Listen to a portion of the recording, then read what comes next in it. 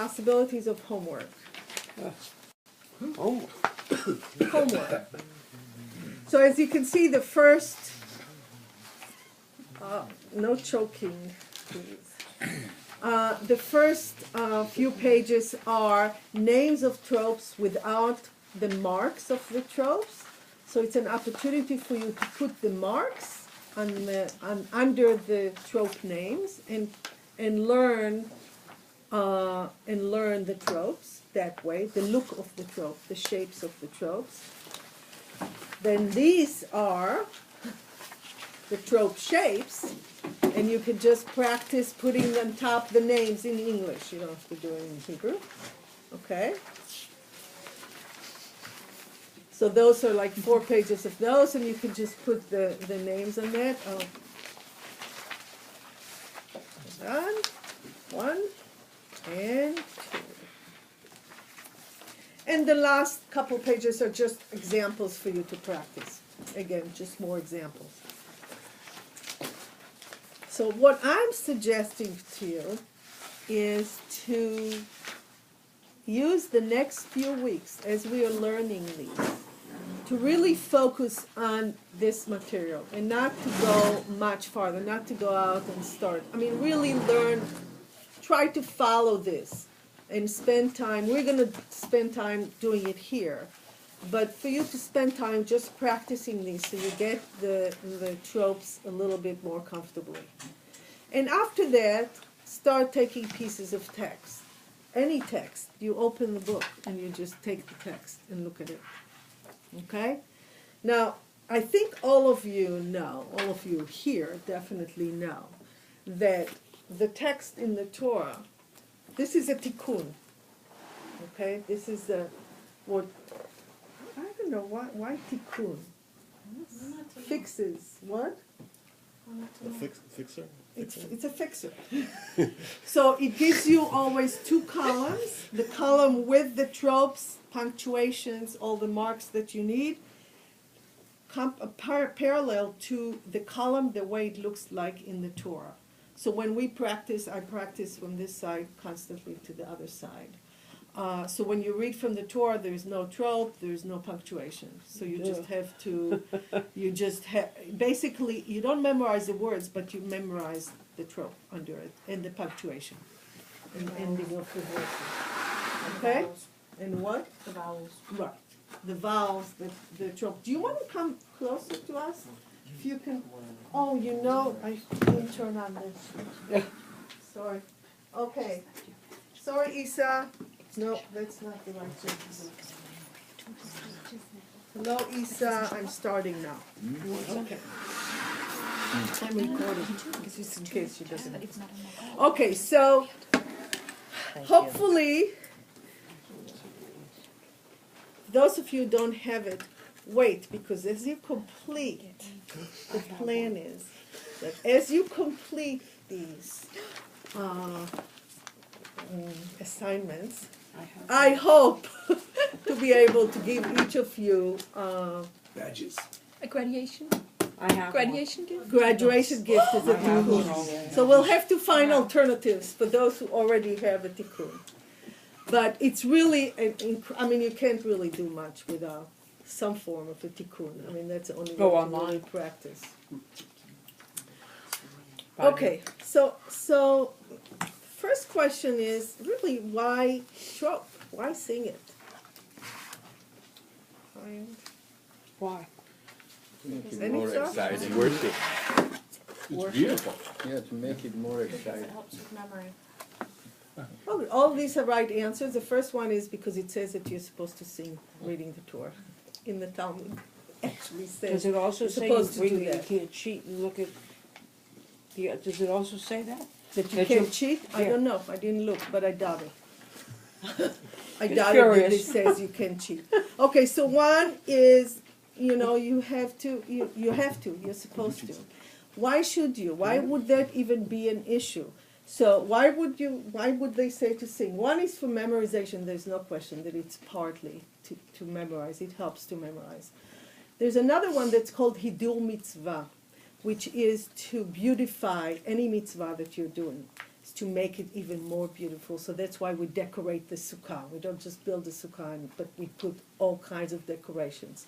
So when we read the Torah, in order to beautify that, we sing it. And there's actually specifications of who is allowed to sing it. And it has to be a person who is righteous, not righteous tzaddik, but who does the right things, you know, is an honorable person. Has to have a good voice. And As what? Counts me out. Good has voice. to have a good, a pleasant, a person who can sing. And I would add, and I think it's all kind of, you know, implied in there, that I take it really seriously. I mean, I really prepare. I don't just come up on the bima unprepared to read the Torah. And it used to, I mean, I remember the shrinking of the hours. At the beginning, it used to take me hours on end, and I know Hebrew, but it used to take me hours to prepare. So, part of what I guess I'm expecting, but really what is right, is to really come up on the bima prepared. Can you make mistakes? Of course, we all will make mistakes, and it's okay. It's absolutely okay, but you have to be prepared. You know, you really have to put in the time. It's not can't just come and, you know, by the fly by the seat of your pants. Off the cuff. Off the cuff. You can't. I mean, it's at least that's not my expectation. But there's a few more things that are really important. These are not just marks that have no, just because they're pretty, but they're really divided in a way that they're punctuating the sentence. So you can know no Hebrew at all. If you do the trope right, it will sound as if you know what you're saying, because it will break the sentence in Phrases. a certain into phrases that are interpretive phrases. So that's another piece. Don't forget that actually the trope is actually a midrash or a drash, and it's an interpretation of the text. Yes, David. When were trope notes written? The notes were written probably, they started really putting them together in two areas, you know, Europe and the Yerushalayim or Israel, around 700, and then they combined all of them because some of them were only dots and some were lines. So they combined the two systems, and around, I think, 9th, 10th century AD, there was written, okay? But they were always sung and they were taught orally. You know, it was Torah Sheba'al, in a sense, Torah Sheba'al Peh all along. So it was taught to one another. And you know, the blessing for the Aliyah was done by the reader. Actually, the reader came up and it wasn't he or she, but he at the time would be the one that is performing the mitzvah. So he would say the blessing before for the Aliyah, and then read and then finish it with the end of the blessing, right? We only changed it to give an honor is because people couldn't read the Torah, and you didn't want to shame them in public that they can't read the Torah. So you just made it an honor instead of, so that became the system.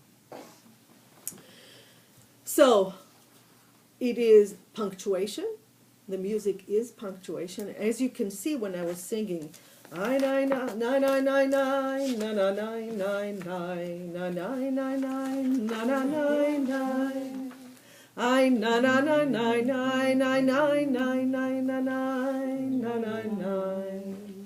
I nine nine nine nine nine. I nine nine nine nine. So you see that I'm breaking in certain points, and I'm taking a bigger breath or a comfortable breath, because those are particular tropes that separate the phrases. So part of it is really understanding the sentence of the structure, the syntax of the sentence. Okay, The other one is also dramatizing the text. So Sam is a great example. Sam, I'm giving you as an example. Because when you read on Rosh Hashanah, the reading, It's different. no, it's different trope. Different trope. Not different trope, it's different music. When you read it, if I gave you the text now, would you be able to do it? Yeah. Quickly, can you give us an example of that? Okay. I mean, you mean having